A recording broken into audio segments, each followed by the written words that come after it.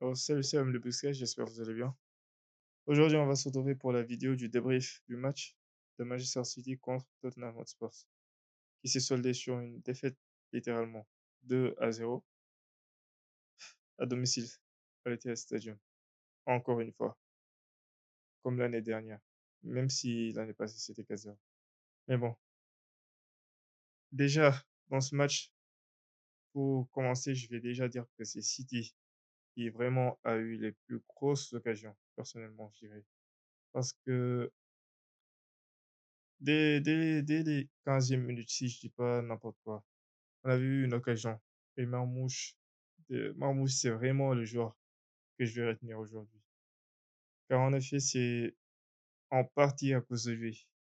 Si on a flop ici à domicile, premier match à domicile en plus. Franchement, il a raté 4 occasions, faut dire les termes. Ce match-là, honnêtement, c'était pas trop son match.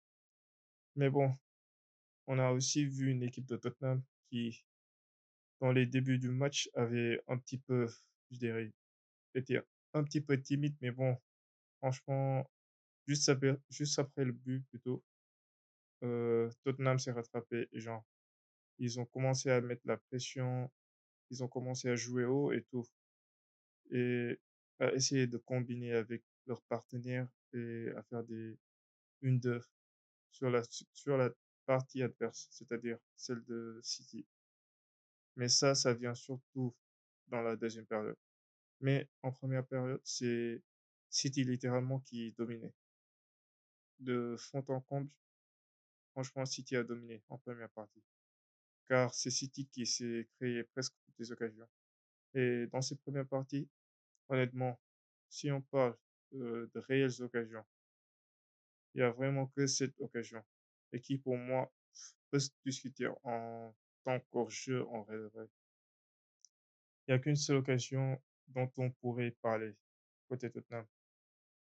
Qu'une seule réelle plutôt occasion on pourrait parler côté Tottenham. C'est-à-dire, c'est celle du but de Brian Johnson. Franchement, cette occasion, premièrement, pour moi, déjà, comme je l'ai dit, je crois que c'est hors-jeu. Mais bon, franchement, on va pas trop s'attarder sur ça. Dans ces occasions, déjà, Brian Johnson, il a fait un très bon appel plutôt et a été derrière trouvé par Richarlison. Mais en vrai, franchement, personnellement, si je devais dire ce qui n'allait pas dans cette action, je dirais juste que c'est Rico, personnellement, qui n'a pas trop suivi l'action. Même si en fin d'action, on l'a vu et tout, mais juste s'il avait été un petit peu plus vif, on aurait pu peut-être éviter le but. Mais bon, on va pas lui cracher dessus parce que honnêtement, il a vraiment maîtrisé son vis-à-vis en tout cas. Personnellement, je trouve qu'il a fait un match assez correct en gros en tout cas. Mais bon, étant donné que la formation de Man City, c'était un 4-2-3-1, forcément qu'il y avait un milieu offensif et c'était Ryan Cherki. Et honnêtement, dans ce match, franchement, le match passé plutôt, on a glazé de fou. Non, je rigole, mais en vrai, franchement, ce match, c'était pas trop son match en gros. Non, vraiment, ce match, honnêtement, à part juste, vraiment, personnellement, j'ai juste une seule fois vu, genre réellement, où il a fait quelque chose qui était assez brillant, personnellement, je trouve. C'est juste la passe à Oscar Bob, si je dis pas n'importe quoi. Et ça, c'était ouais, c'était en deuxième mi-temps, deuxième partie plutôt. Et vraiment, à part ça, personnellement, je trouve que il a fait un match vraiment pas du tout bien en gros. Mais bon, honnêtement, c'est pas le seul fautif, personnellement, je trouve. Parce que la défense n'est pas irréprochable en vrai. Parce que sur le deuxième but, déjà, c'est des erreurs défensives et franchement, on sait très bien que c'est pas Ederson dans les cages. Du coup, quand on essaie de jouer avec Trafford, balle au pied, c'est pas forcément, comme je l'ai dit, Ederson. Du coup, ça a perdu le ballon. Mais en vrai, personnellement, je trouve que il aurait pu mieux faire. peut-être même, genre, une passe, même s'il voulait faire forcer le terre, peut-être une passe à Bernardo, si je dis pas de conneries, qui a été démarqué et tout, ou bien même un centre, mais bon, il a choisi de faire la passe. Je sais pas trop ce qu'il lui a pris, mais bon, il a fait la passe plutôt à Nico, Nico Gonzalez, et juste derrière, il y avait 3 joueurs sur lui, et du coup, c'est bien naturellement qu'il a perdu le ballon. Et après, récupération de Richarlison, juste derrière avec Palinha qui vraiment allume les caches, même s'il y avait presque toute la défense sur le ballon. Je sais même pas comment le ballon a pu filer vers les buts, mais bon, il y a eu but. Et dans la deuxième période, Tottenham, on pourrait penser que Tottenham allait reculer, mais honnêtement, ils ont vraiment joué. Ils ont vraiment bien joué, personnellement, je trouve. Et honnêtement, s'ils avaient marqué un but, ça aurait été mérité. En tout cas, plus que la première période, en tout cas. Parce que dans cette deuxième période, franchement, c'est là qu'on a vu carrément leur ligne défensive monter et tout. Et franchement, là, ils étaient plus dominants. Là, ils auraient marqué un but, j'aurais pas trop été offusqué, je dirais plutôt. Là, s'ils avaient marqué ce but, euh, en faisant ces efforts offensifs comme défensifs, et en montant leur ligne et tout, franchement, s'ils avaient marqué un but à ce moment donné, j'aurais pas trop été offusqué, honnêtement. Mais leur but, comment c'est rentré et tout, pour ne pas trop faire de débriefs qui partent juste trop personnellement, mais bon, franchement, leur but, c'est pas exceptionnel en tout cas. Ça, c'est sûr. Et dans ce match, malheureusement, on avait perdu Real Aït-Nouri. Dès, dès les 25-30 premières minutes, on avait perdu Real Aït-Nouri. Et franchement, personnellement, j'ai directement ressenti ça. Parce que Ake, on voit très bien qu'il a un style de jeu de défense centrale quand, quand l'adversaire a le ballon.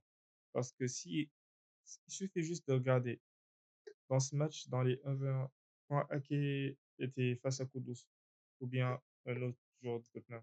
Franchement, juste son style de jeu, défensif et tout, tu vois bien que c'est pas un latéral de métier. Juste, il est là pour dépanner, mais en vrai, honnêtement, on a bien senti que c'était pas la meilleure option en tout cas. Et pour revenir à Tijani Rangers, honnêtement, dans ce match, comme Ryan Cherki aussi, c'est pas exceptionnel. C'est pas fou en tout cas. Franchement, dans ce match, il a fait, je dirais même pas qu'il a fait le minimum, mais juste pile poil, le strict minimum en tout cas. Pour avoir peut-être, si je devais lui donner une note, je dirais dans ce match, il a 5 ou bien 5,50, mais pas plus en tout cas. Et Haaland aussi, on peut pas trop lui en vouloir parce que, honnêtement, il n'y avait pas trop de ballons qui venaient sur lui. C'est surtout sur les ailes plutôt que les ballons se dirigeaient. Et ça, je crois notamment parce que la défense de Tottenham plutôt était juste trop concentrée sur Erling Haaland et du coup, forcément, City a voulu profiter de ça.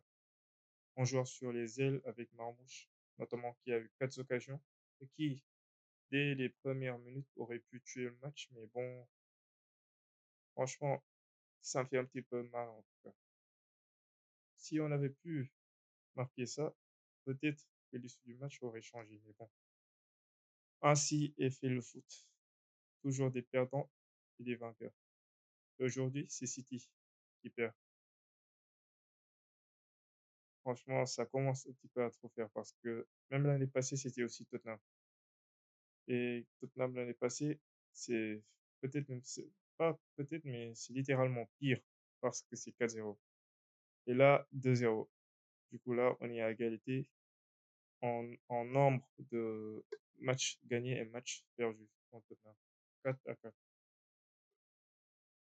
Et honnêtement, déjà, même avant le match, on aurait dit que vraiment Manchester City était totalement favori et tout. Mais bon, Comme quoi, dans le foot, rien n'est fait. Même si c'était à l'Etihad et tout, et que nos supporters étaient là-bas. Mais bon, voilà. Comme ça, on va un petit peu redescendre. Et on va pas trop se croire dans des nuages ou trucs du genre. Et au moins là, on va vraiment essayer de travailler ce qui ne marche pas forcément. Et en vrai, là, j'ai senti, en fait, carrément, quand on parlait de temps d'adaptation et tout, même si en vrai, il y a certains joueurs qui n'en ont pas forcément besoin. Mais là, on a bien vu que, surtout avec Dijon Rangers, on a bien vu que dans les combinaisons, certaines combinaisons avec certains joueurs aussi, on voyait bien qu'il y a certains automatismes qui n'étaient pas encore présents. Ce qui a fait notamment que sur plusieurs occasions, Cherki comme Rangers ont perdu le ballon.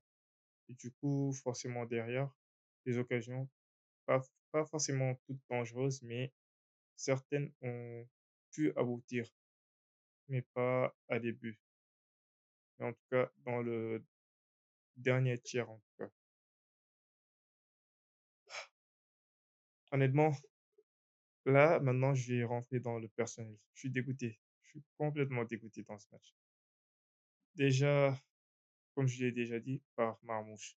Honnêtement, dans ce match, pouvait tellement, tellement mieux faire. Surtout, même dans la première occasion qu'il a eue, où c'était juste lui, le défenseur et le gardien, juste sur l'aile gauche.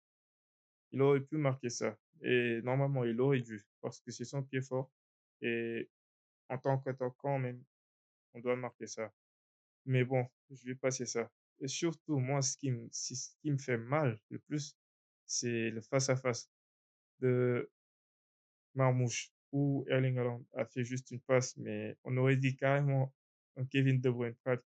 Et après, juste, il avait juste à piquer juste un petit peu le ballon et le goal plutôt, aurait été littéralement abattu. Mais bon, il a choisi d'essayer de tirer sur le côté opposé et tout, mais malheureusement, ça n'a pas marché, honnêtement.